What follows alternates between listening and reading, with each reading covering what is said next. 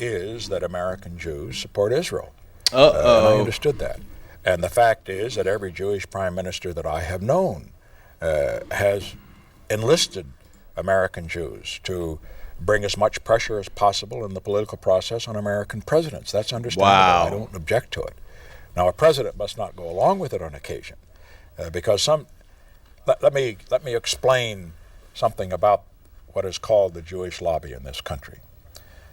In the first place, Listen up. Jews, understandably, in the United States, because of what happened in World War II, because of the Holocaust, are going to put first priority on the survival of Israel. Now, as good Americans as they are, they believe that America's survival and security is directly related to Israel's. In other words, their belief is that being for Israel first means that does not mean you're putting America second. Wow. They think it goes together. An American president, however, has to approach it in a different way, in my opinion. He's got always to think first of what is best for America. And that's true whether it has to do with the Israelis or whether it has to do with the Irish or the Germans or what have you, or the Poles, etc. Usually what is best for America is also best for Israel and vice versa. But on occasions, for example, an American president must make a decision that does not, in effect, give the Israelis a blank check. And one example of that is a Joe Biden. I made. I decided early on in our administration that we were going to seek good relations with Egypt and others of Israel's neighbors. Many of my Israeli friends didn't like that because they wanted a special relationship with Israel and Israel only. But I have always said that Israel's interests are better served to have the United States a friend of Israel's neighbors and potential enemies than to leave a vacuum which the Soviet Union would fill. I still believe that, and I think that should be American policy today. And isn't that what little Joe Biden did with him and his crappy administration? We don't, thank God we don't have to deal with that crap anymore, man. This guy gave Israel a blank check for $26 billion, man. He said he was going to stop all types of aid and military weaponry to reach Israel if they would invade Rafah and all that. And they still invaded, guys. What a clown, man. Seriously.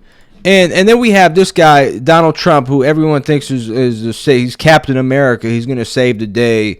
And by the way, the Abraham Accords was a joke. That was a joke, guys. That didn't solve anything. That's Donald Trump giving Israel what they want. Jerusalem as the capital of Israel, man. He didn't solve anything there, man. That dude, Donald Trump, is a fucking... He's a snake oil salesman, bro. You know why? And I was a Trumper, man, back in 2016, bro. I was like, yeah, this guy's gonna come in here. He's gonna destroy the deep state, man. He's gonna dismantle these fucks, man. He's gonna go after them. He's gonna use a military tribunal. He's gonna use military law. He's gonna fucking run a coup on their asses. He's gonna run up in there and take all of them down. Shit, bro. His cabinet is so contradictory to everything that this guy has ever said. Now he's endorsing this guy Randy Fine.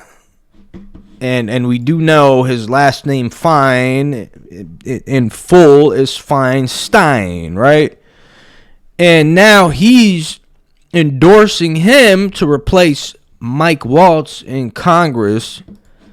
We are a people that this guy every place we've ever lived is a major years.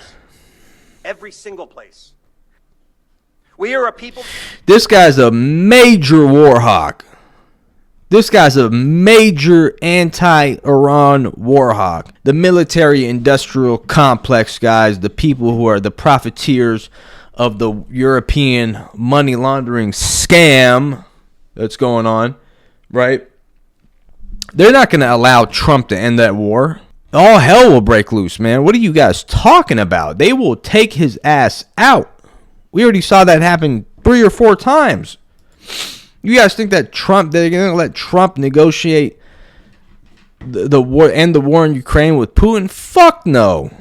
from Marco Rubio to Waltz to Ratcliffe to Tulsi what's the other chick? Stefanik. Americans don't want to know, and many Israelis don't want to know what is going on inside Palestine. It's a terrible human rights persecution that far transcends what any outsider would imagine. And there are powerful political forces in America that prevents any objective analysis of the problem in the Holy Land. I think it's accurate to say that not a single member of Congress with whom I'm familiar would possibly speak out and call for Israel to withdraw to their legal boundaries, or of course to not. Publicize the plight of the Palestinians. And that is headed onto by the very effective work of the American-Israeli group called AIPAC. Americans don't want to know. And yeah, man. I just want world peace, guys. I don't want to get eviscerated. I don't want to evaporate from a nuclear holocaust when Putin decides to launch missiles with nuclear warheads towards major U.S. cities